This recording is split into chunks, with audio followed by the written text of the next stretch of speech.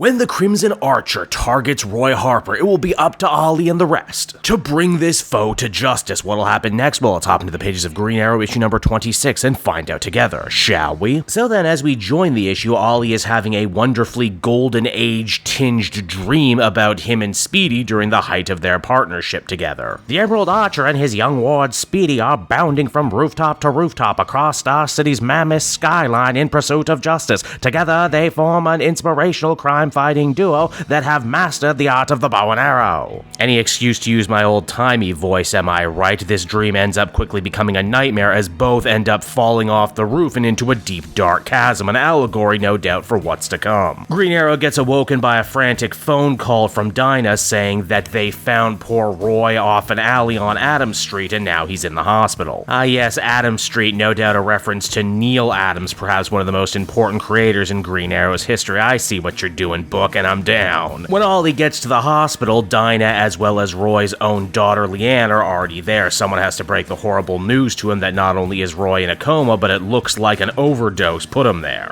And you know what? It's right around here I kinda gotta give the comic all the credit in the world because I was pretty certain I knew exactly where the book was gonna go from here to create drama, you know. Maybe Ollie and the rest of Team Arrow are a little too quick to believe that Roy fell off the wagon and back onto the horse. Because if you've ever dealt with drug addiction in your own family, you can love someone so much, you can see them get clean for years at a time, but in the back of your mind, you always have that gnawing little bit of fear that one little slip up is not only coming, but when it does, it could potentially destroy all the good work they've done. And hey, statistically speaking, if you are a recovering addict, you probably will relapse at some point in your life. Thankfully, though, Green Arrow and the rest of the team trust Roy implicitly. He got off the drugs and he stayed off them, so it makes no sense why he would have suffered an overdose. And honestly, it's just really nice to see these characters in this story take the high road and not do the whole blame game thing. Ollie goes out of his way to put Lian at peace, but inside himself, peace is the last thing he can find. Again, if you remember back in probably one of the most famous Green Arrow stories ever told, Green Lantern Green Arrow issue number 85, Ollie quite famously called his ward a junkie before kicking him out of the house and out of his life. Which, you know, well, that was certainly the attitude of the time. Looking back with all the characterization that Ollie has had over the years, it's pretty damn hypocritical of him, right? A guy who wants to try and right the wrongs of the world by fighting the root causes of crime and criminality. And yet when Roy was at his absolute lowest, in his darkest moment, his friend and mentor, a man who only a few moments ago in this very issue referred to him as his son, couldn't actually extend any sympathy to him. It's perhaps for all those reasons and more, Green Arrow swears up and down that he's gonna get it right this time, damn it, and be there for Roy when he needs him, even getting into the doctor's face when he says, no, it's definitely an overdose, I've been doing medicine for 20 years. I think I know what I'm talking about on this one. Though, surprise, surprise, it seems that Roy isn't the only overdose the hospital has been dealing with recently. Apparently, Adams Street is absolutely overflowing with deaths recently to the point that it's reaching an epidemic. Green Arrow decides to leave the hospital and investigate himself, and he doesn't poke around the alley long before he eventually ends up coming upon Crimson Archer's hypodermic arrow, which, God, at this point you have to wonder what upsets Green Arrow more, the fact that this guy hurt Roy or the fact that he's copyright infringing. Now later that night, as Ollie suits up to head back into the field to look for clues, Lian ends up visiting him at his apartment. Now, being Roy's daughter and also having been estranged from him for so long, she obviously has her own insight into drug use and overdoses. Remember, she spent a lot of time in the Catwoman book over in Gotham. Again, hats off to this book for actually tackling some serious subject matter and how people in these situations tend to react. Lian wants to believe that her father stayed good to his sobriety. But one of the horrible things about dealing with addicts past, present, and future is that in some way it's always gonna impact your trust with them. It's for all those reasons and more, GA says that Lian should probably sit this one out lest her emotions end up getting the better of her in the field. Which, yes, the irony isn't lost on me at all that Green Arrow is literally the most emotional in this situation and he's throwing himself headlong into the problem, but still, I digress. In an attempt to find more leads, Green Arrow decides to hit up his brand new cop friend, Detective Benítez, who's walking her dog in the park. Honestly, it's just kind of nice to see these characters again after the first arc. Didn't know if she was going to be one or done or not. Benítez tells Green Arrow that this arrow weapon is quite familiar to her. Apparently, it's been used in several murders of high-profile drug dealers all across Star City. The cops are trying to keep things hush-hush right now, but during the last crime scene, they did manage to come upon some very interesting ring cam footage that just so happens to show off Crimson Arrow hero in all his glory. The old Crimson Arrow was a villain pretending to be a hero, and now he's out here knocking off dealers. Is he doing this out of some twisted sense of justice? Or could he simply just be wiping away his competition? Only time will tell. As the comic comes to a close, Lian once again returns to the hospital to be at her father's side, only to discover much too late that Roy isn't in his bed and nowhere to be found. And so that was Green Arrow issue number 26, everybody, and once again, I really like what this series is doing with the characters, with the world, how it's choosing to tackle some real-world issues and actually end up being a really well-deserved spiritual successor to maybe one of the most important comic book, if not certainly one of the most important Green Arrow stories ever told, so much to the point I literally have that cover signed and on my wall. Also, not to give too much away, but as someone who has experienced the horrors of drug addiction in their family firsthand, this storyline certainly hits closer to home than I care to admit. I will say though, much like the previous arc, this series is something of a slow burn. You certainly are rewarded for reading multiple issues back to back and maybe even the whole arc as a whole, but that being said, I am glad I made time for it. I'd give this one another very well-deserved 8 out of 10. Good stuff.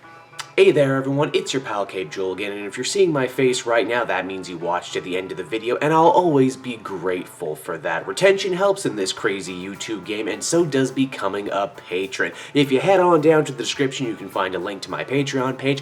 Recently just redid all the tiers, a lot of cool stuff offering up there, exclusive commentaries, exclusive polls, behind the scenes concept art for Capes and Quest. That's the brand new D&D show I've started soon. Never been a better time to become a patron. You can become a patron for as little as $1 a month and help the channel grow and, help me continue to deliver content like what you just saw. So I want to thank you all, and I will see you again next time. Bye-bye.